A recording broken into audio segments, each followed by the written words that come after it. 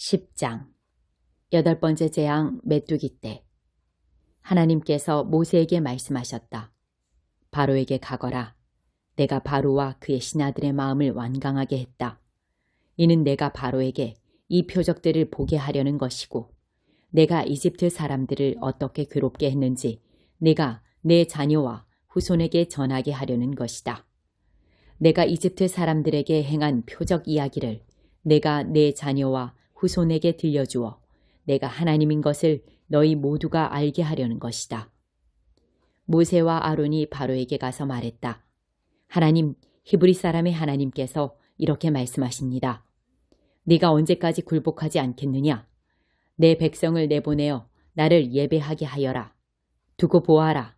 네가 내 백성을 내보내지 않으면 내가 내일 내 땅으로 메뚜기 떼를 들여보내겠다. 메뚜기 떼가 온 땅을 뒤덮어 아무도 땅을 보지 못하게 될 것이다. 메뚜기 떼들이 우박의 피해를 입지 않고 남은 것을 모조리 먹어치우고 들에서 자라는 어린 나무까지 먹어치울 것이다. 나무란 나무는 모조리 끝장낼 것이다. 또한 메뚜기들이 내 궁으로 들이닥쳐서 내 신하들의 집과 이집트에 있는 모든 집에 가득 찰 것이다. 내 조상이 이 땅을 처음 밟은 이래로 오늘까지 그와 같은 것을 본 사람이 아무도 없을 것이다. 모세가 발길을 돌려 바로 앞에서 물러나왔다. 바로의 신하들이 바로에게 말했다. 왕께서는 저 사람이 언제까지 우리를 괴롭히도록 내버려 두시겠습니까? 저 사람들을 내보내어 자기의 하나님을 예배하게 하십시오. 이집트가 다 죽어가는 것이 보이지 않습니까? 모세와 아론이 다시 바로에게 불려갔다. 바로가 그들에게 말했다. 그렇다면 어서 가거라. 가서 너희 하나님을 예배하여라. 너희와 함께 갈 사람들이 도대체 누구냐? 모세가 말했다. 우리가 하나님께 예배를 드려야 하므로 젊은이와 노인들, 아들과 딸들, 양떼와 소떼를 데리고 가겠습니다. 바로가 말했다. 하나님의 복을 빌어주며 너희를 보낼지언정 너희 자녀들을 너희와 함께 보내지는 않을 것이다. 너희가 못된 짓을 꾀하고 있는 것이 빤히 들여다 보인다. 어림없는 수작 마라. 너희 장정들만 가거라. 어서 가서 하나님을 예배하여라. 그것이 너희가 그토록 바라던 것이 아니냐. 그들은 바로 앞에서 쫓겨났다. 하나님께서 모세에게 말씀하셨다. 내 손을 이집트 땅 위로 뻗어 메뚜기 떼가 이집트 땅을 덮게 하여라. 메뚜기들이 우박의 피해를 입지 않고 땅에 남은 채소를 남김없이 먹어치울 것이다. 모세가 지팡이를 이집트 땅 위로 뻗자 하나님께서 동풍이 불게 하셨다. 동풍이 그날 내내 낮과 밤으로 불었다. 아침에 보니 동풍이 메뚜기 떼를 몰고 왔다. 메뚜기 떼가 이집트 땅을 덮고 이집트 온 땅에 내려앉았다. 메뚜기 떼가 땅을 가득 메웠다. 그렇게 많은 메뚜기 떼의 습격은 전에도 없었고 앞으로도 없을 것이다. 메뚜기 떼가 온 땅을 뒤덮어서 땅이 새까맣게 되었다. 메뚜기들은 모든 채소와 열매뿐 아니라 우박의 피해를 입지 않은 모든 것을 닥치는 대로 먹어치웠다. 이집트 온 땅에 벌거벗은 나무와 텅 빈 들 외에는 아무것도 남지 않았다. 푸른 것이라고는 흔적조차 없었다. 바로가 즉시 모세와 아론을 불러들여 말했다. 내가 너희 하나님과 너희에게 죄를 지었다. 한 번 더 나의 죄를 융감하다오. 너희 하나님께 기도하여 이 재앙에서 나를 건져달라고 해다오. 이곳에서 죽음이 떠나가게 해다오. 모세가 바로 앞에서 물러나와 하나님께 기도하자 하나님께서 바람의 방향을 바꾸셨다. 강한 서풍이 메뚜기 떼를 몰고 가서 홍해에 쳐넣어 버렸다. 이집트 온 땅에 메뚜기가 한 마리도 남지 않았다.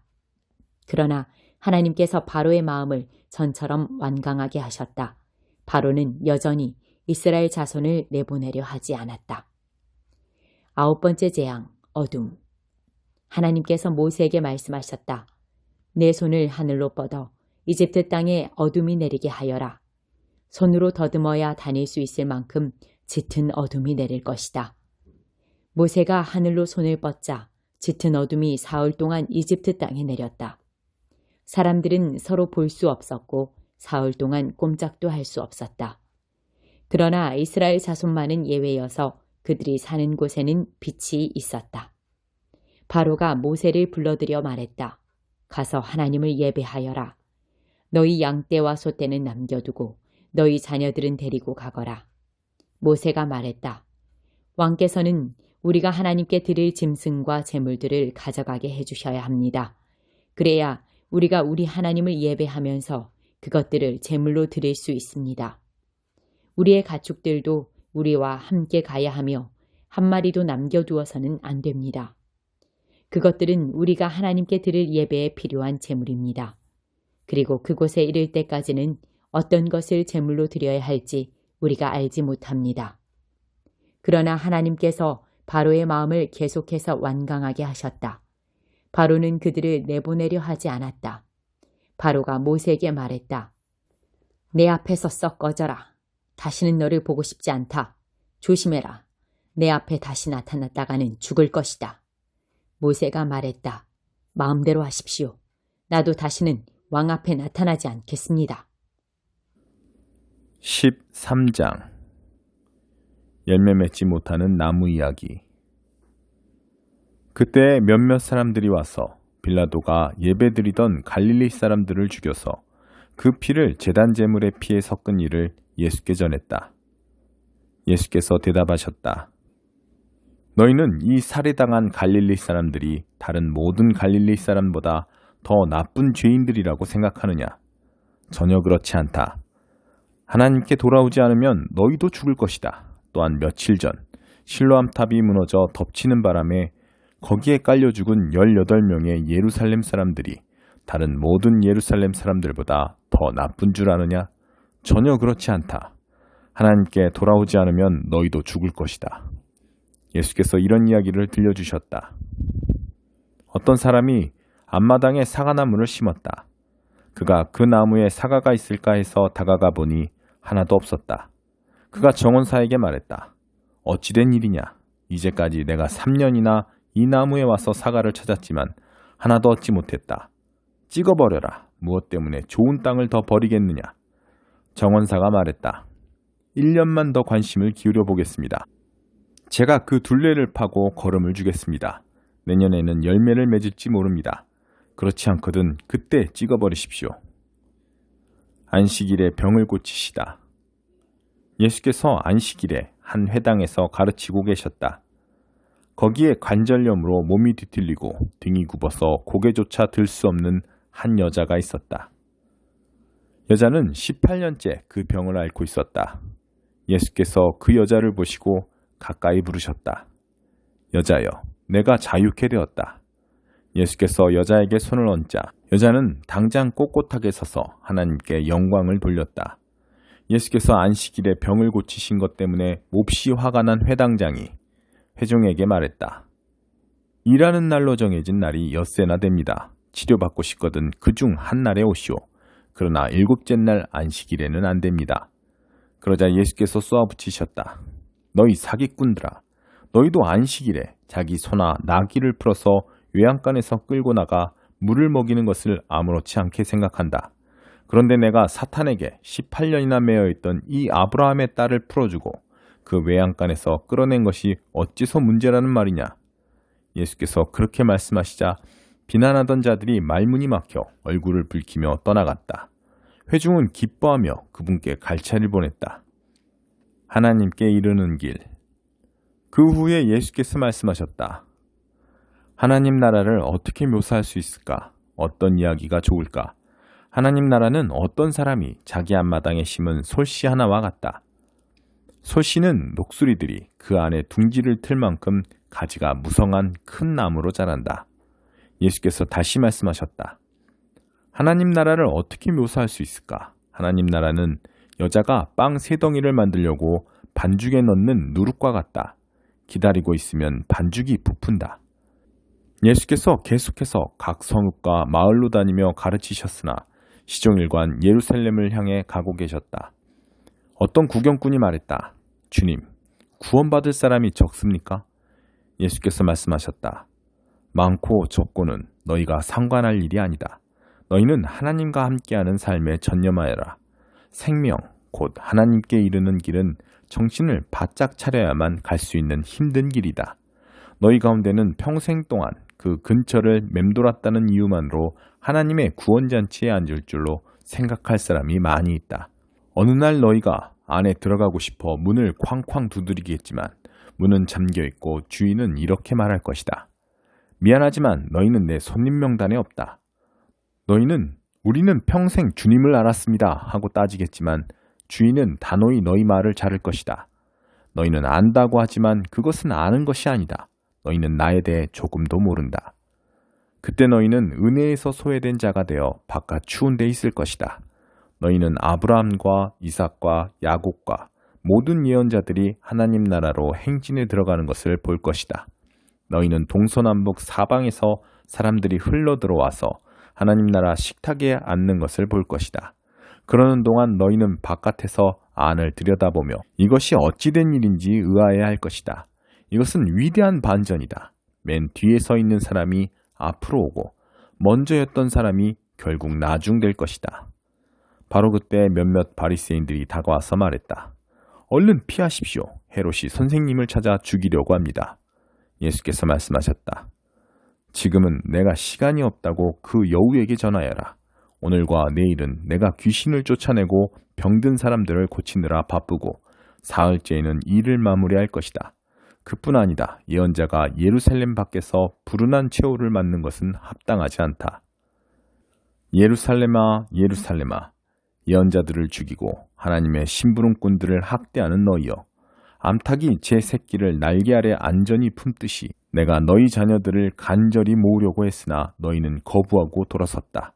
이제는 너무 늦었다. 너희가 복되다. 하나님의 이름으로 오시는 이여 하고 말하는 그날까지 너희가 다시는 나를 보지 못할 것이다. 28장. 우리는 은을 품은 광맥이 있다는 것과 어떤 광석에서 금을 정련해 내는지 알고 있네. 철은 땅 속에서 캐내고 구리는 광석을 녹여 얻지. 광부들은 어두운 땅 속을 뚫고 들어가 산의 뿌리를 더듬어 광석을 찾고 숨막히는 어둠 속에서 파고 또 판다네. 그들은 사람들의 자취가 없는 먼 곳에 수직 갱도를 파고 밧줄을 내려 갱도 안으로 들어가네. 지구 표면이 곡창지대라면 그 심층은 대장간이라서 광석에서 사파이어를 떼어내고 암석에서 금을 캐내지. 독수리는 그 가치를 알지 못하고 매는 거기에 눈을 두지 않네. 들짐승들은 그것을 의식하지 못하고 사자는 그것이 거기 있는지도 모른다네. 그러나 광부들은 바위를 깨부수고 산을 뿌리채 파헤치네.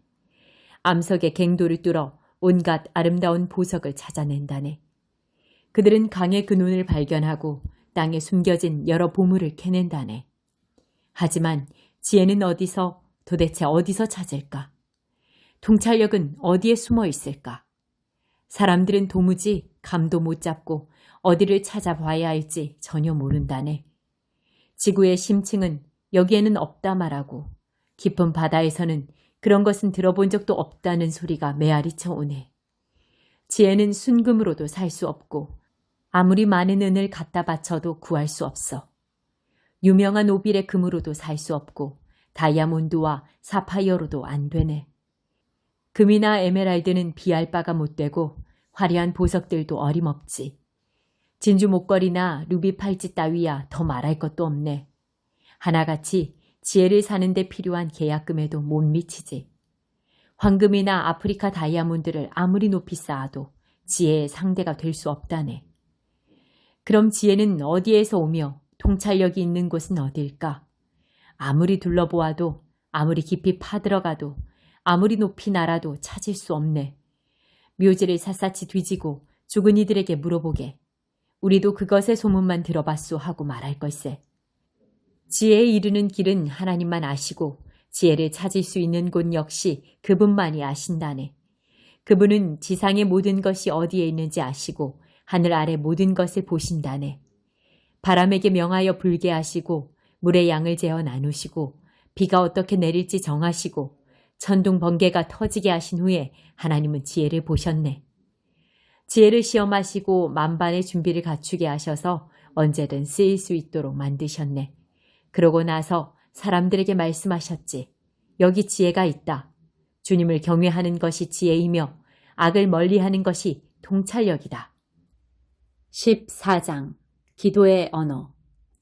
여러분의 생명이 사랑에 달려있다는 듯이 온 힘을 다해 사랑의 삶을 추구하십시오. 하나님께서 여러분에게 주시는 선물을 열심히 구하십시오. 무엇보다도 하나님의 진리를 힘써 선포하십시오. 여러분이 자기만 아는 방언으로 하나님을 찬양하면 하나님은 알아들으시지만 다른 사람들은 알아듣지 못합니다. 여러분이 하나님과만 사귐을 갖고 있기 때문입니다.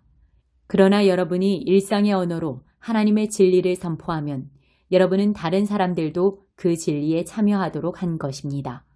그러면 그들도 자라고 튼튼해져서 여러분과 함께 그분의 임재를 경험하게 될 것입니다.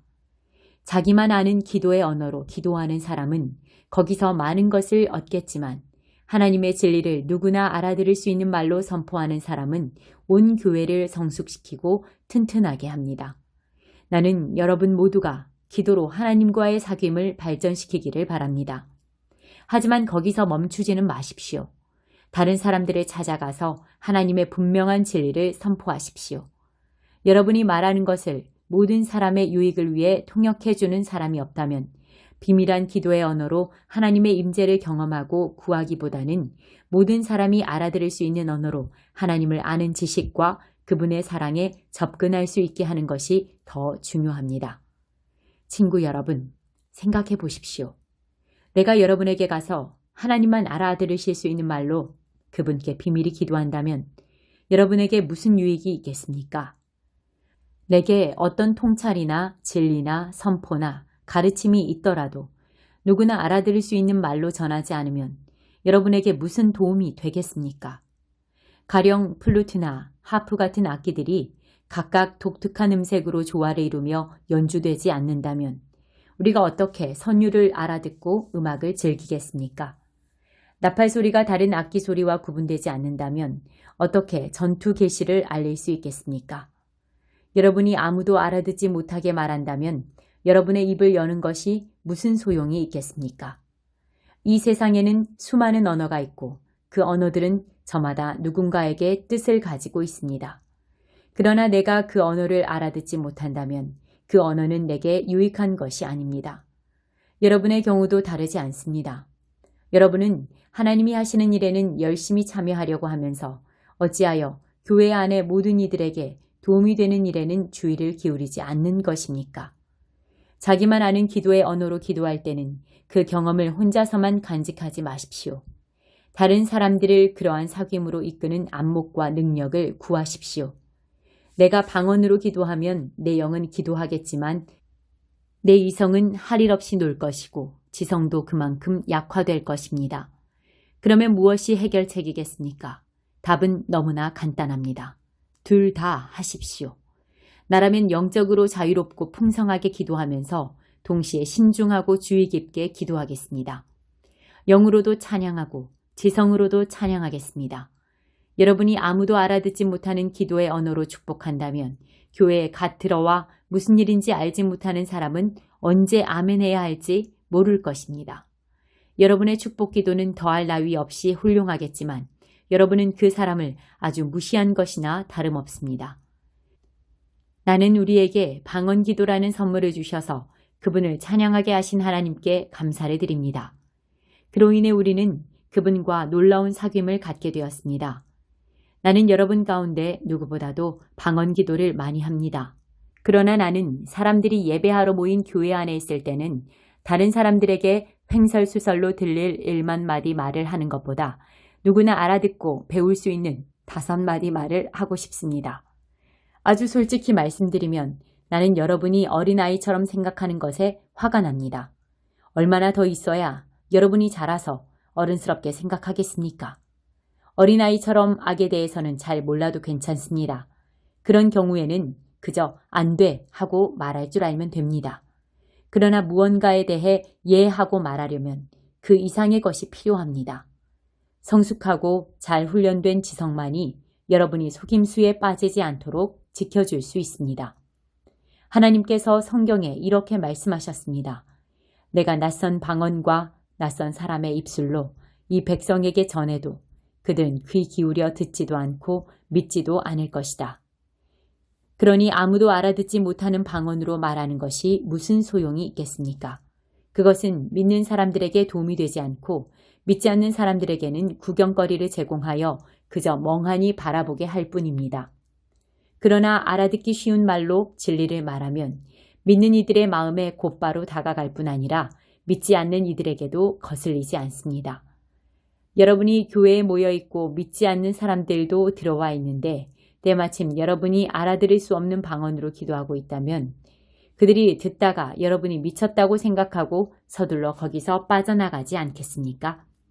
그러나 믿지 않는 사람들 몇 명이 우연히 교회에 들어왔는데 여러분이 하나님의 진리를 알아듣기 쉽게 명확히 말하고 있다면 그들이 여러분의 말을 듣다가 진리를 접하고 자기 마음을 살피게 될 것입니다. 어느새 그들은 하나님 앞에 엎드려 하나님께서 여러분 가운데 계심을 인정하게 될 것입니다. 나는 여러분이 이렇게 하면 좋겠습니다.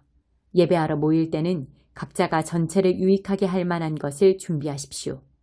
찬송을 부르거나 가르치거나 이야기를 해주거나 기도를 인도하거나 영적으로 깨달은 것을 나누십시오. 방언으로 기도할 때는 2-3사람까지만 하되 그것도 여러분의 말을 통역할 사람이 있을 때에만 하십시오.